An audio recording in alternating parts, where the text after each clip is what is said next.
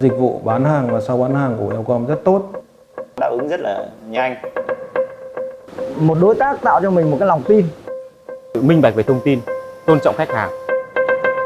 Cứ mỗi 1 năm là Welcome lắp cho anh một cái máy, đó là cái ấn tượng.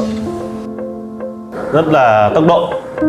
Trải qua gần 2 thập kỷ kết nối và đem tới những công nghệ tiên tiến nhất trong lĩnh vực gia công cơ khí, Welcome đã trở thành đối tác tin cậy của nhiều khách hàng, doanh nghiệp trên khắp Việt Nam. Tại bất cứ giai đoạn nào trên hành trình phát triển, chúng tôi đều nỗ lực không ngừng để đem tới chất lượng sản phẩm, dịch vụ tốt nhất, góp phần vào sự thành công của nhiều doanh nghiệp và thúc đẩy sự đi lên của nền cơ khí nước nhà. Đi đầu về công nghệ, tận tâm trong phục vụ chính là chìa khóa để chúng tôi xây dựng uy tín và chinh phục thị trường. Đáp lại những nỗ lực đó, Welcome đã nhận được sự tin tưởng, đánh giá tích cực từ phía khách hàng và luôn là sự lựa chọn số 1 cho nhiều doanh nghiệp, đối tác lớn trên cả nước.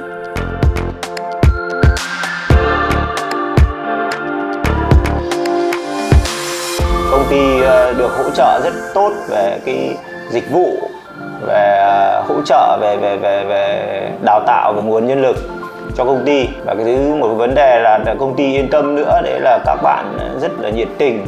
Khi mà cần hỗ trợ về công việc thì Welcome đáp ứng rất là nhanh.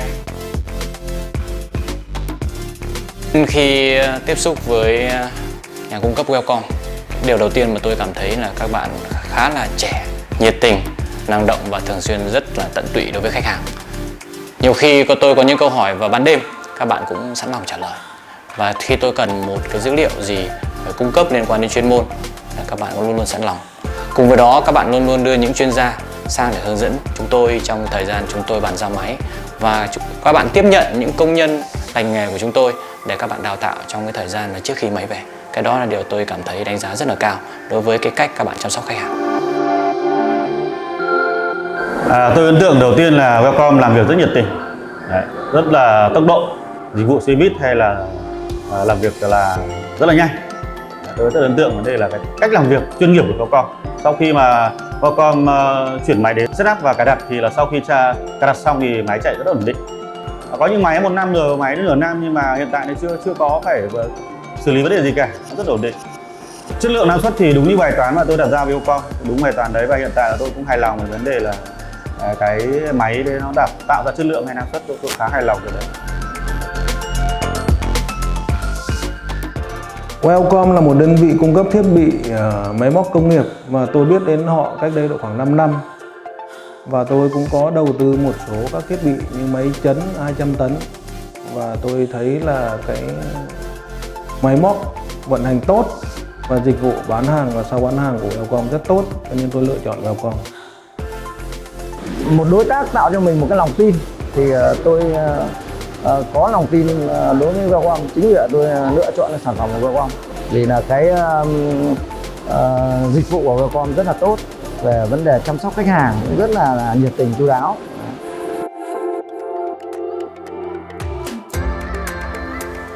Thực ra làm với Welcome đến giờ cũng hơn chục năm rồi.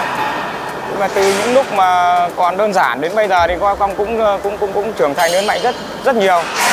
Thì cơ bản là cái dịch vụ mua hàng và sau bảo trì là Welcome làm cũng tương đối ổn định và tương đối tốt. Cái đội ngũ chuyên viên cũng như là anh em kỹ thuật là cũng nhiệt tình và gần như là mình gọi cái là cũng đáp ứng được cái chương trình này xuống để mà bảo dưỡng, bảo trì cũng như là tư vấn để lắp đặt. Cái cơ bản đánh giá là cũng tốt, Welcome làm tương đối là tốt và chuyên nghiệp. Vì Welcome là một doanh nghiệp có uy tín trên thị trường, chất lượng dịch vụ của Welcome là tốt và chất lượng máy là ổn định ở mức tốt. Sau khi sử dụng sản phẩm máy của Welcome cung cấp, chúng tôi đáp ứng được những đơn hàng lớn hơn và kế hoạch sản xuất ổn định.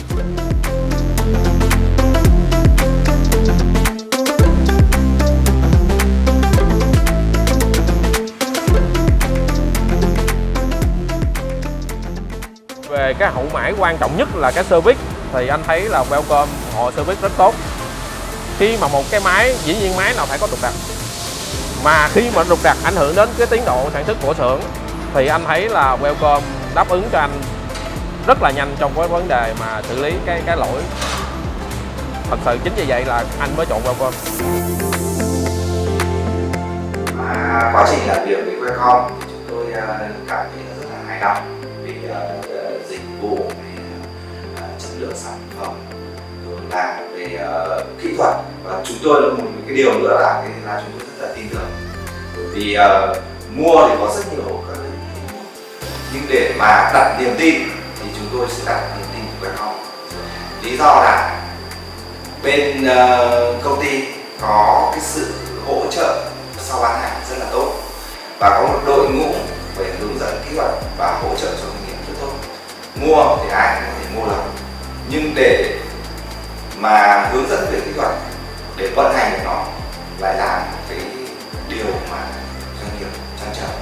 Và một cái việc nữa là cái việc đầu tư đấy sau này cái việc hậu mãi rất quan trọng, bởi vì khi xảy ra những sự cố thì là phải có đơn vị có đủ về năng lực, về kỹ thuật hỗ trợ, nhưng chúng tôi đặt niềm tin vào đó. Sự ghi nhận của khách hàng chính là thành tựu xuất sắc nhất mà chúng tôi đã gặt hái được trên con đường phát triển của mình. Đây cũng là nguồn động lực mạnh mẽ để Wellcome tiếp tục hoàn thiện và nỗ lực hơn nữa, xứng đáng với sự tin yêu của quý khách hàng. Đem giá trị thật để đổi lấy niềm tin là cách mà chúng tôi đã, đang và sẽ làm để duy trì vị thế số 1 của mình trong ngành, cũng như đồng hành cùng quý khách trên con đường vươn tới thịnh vượng.